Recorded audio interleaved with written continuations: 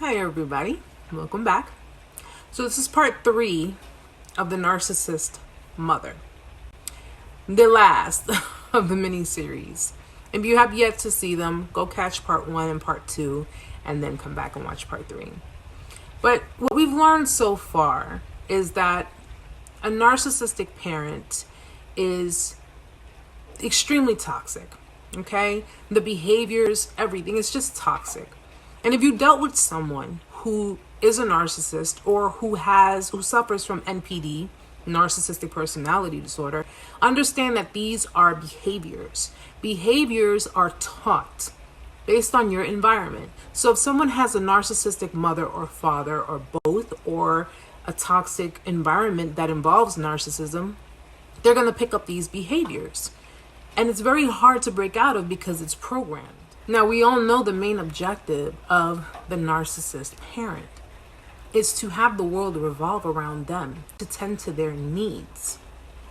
Narcissist parents will encourage their children to remain in toxic connections, relationships, marriages, or if there are children involved.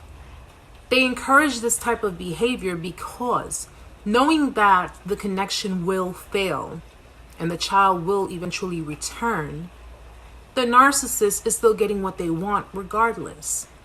All while looking like the world's greatest parent, tending to their broken child.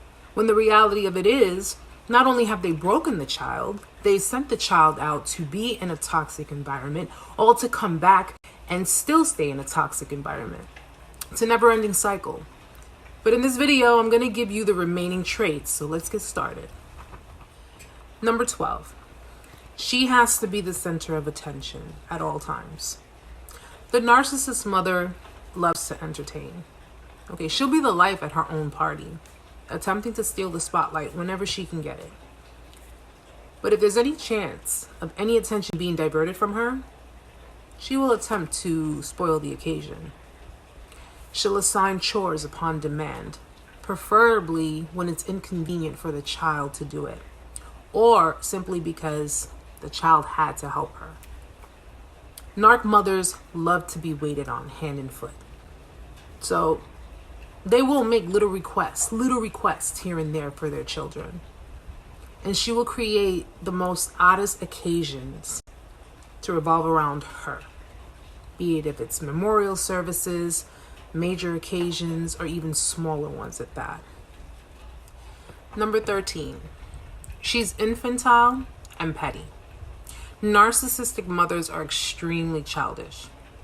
If the child refuses to allow the narc mother to manipulate them to doing whatever it is they wanted them to do, the narcissistic mother will pretty much whine and cry, telling the child, oh, you don't love me. You know, if you did, you would do what I asked you to do. You would do what I want you to do. She'll instill guilt into the child because that's just her way of manipulating them. If you hurt her feelings, she'll whine aggressively, saying things like, oh, you'll be sorry. When I'm dead, you'll wish you have treated me better. Or as a child, if you mentioned her bad behavior, she'll justify her behavior by comparing it with something that you did. Justifiable behavior, childish behavior, is justifiable as an adult being childish. It's a game of comparison between the two. But you're comparing apples and oranges. Unfortunately, that's just how a narcissistic mother is. You can't point out their bad behaviors because they're always going to have an answer for everything, be it if it's logical or illogical. It's a no-win situation. The next trait, she parentifies. Soon as you reach a certain age, she sheds her responsibilities onto you. So as soon as she feels that you're able to take care of yourself, all of that gets put onto you. If you have younger siblings, she sheds her responsibility of taking care of your younger siblings onto you. You become secondary caregiver, though she's supposed to be primary caregiver. She would give tasks that are rightfully hers that shouldn't be put on a child. Or when you're younger, she would lash out on you if she either got stressed or if she was angry with your father. Because life is so unfair, and because it's unfair to her, you're the punching bag. So it made her feel better hurting the child. Or as the child gets older, she directly places the emotional responsibility as well as her well-being onto the child. Child doesn't have emotional needs. He or she cannot have those. Everything is about her. She has to be the one to be taken care of. To a narcissistic parent, it's a matter of earning love. It's not a matter of just receiving it wholeheartedly, freely. It's about earning it. You do something for her, she'll then do something for you. But as the child gets older, it just automatically gets put onto the child that they're responsible for the parent's well-being, the parent's emotional needs, the parent's life. Next trait, the narcissist mother is never wrong. She will not apologize for any actions, especially in knowing that what she did or said was wrong. The common trait of a narcissistic person is they will not apologize for nothing.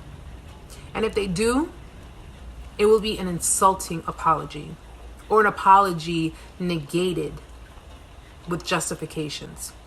She'll say something like, I'm sorry you felt that I humiliated you. I'm sorry you feel that way. There's nothing I can do about it. I'm sorry you're so oversensitive.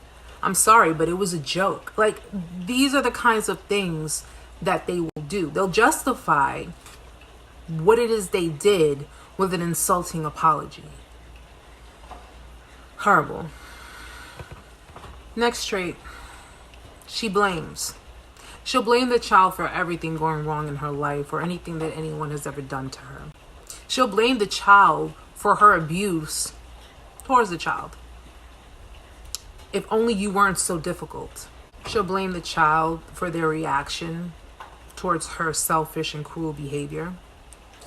If the child was to, let's say, get dumped by their partner, she can understand that.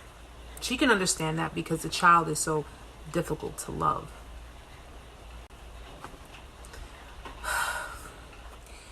And lastly, she terrorizes.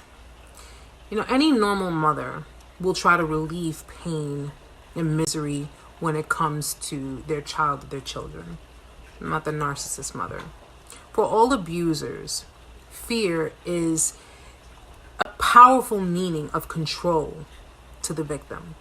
The narcissist mother will attempt to instill fear in her children so that they don't get out of line. One example is she will expose her children to violence. She'll beat one child in front of the other siblings to instill the fear of, this is my wrath if you get out of line with me.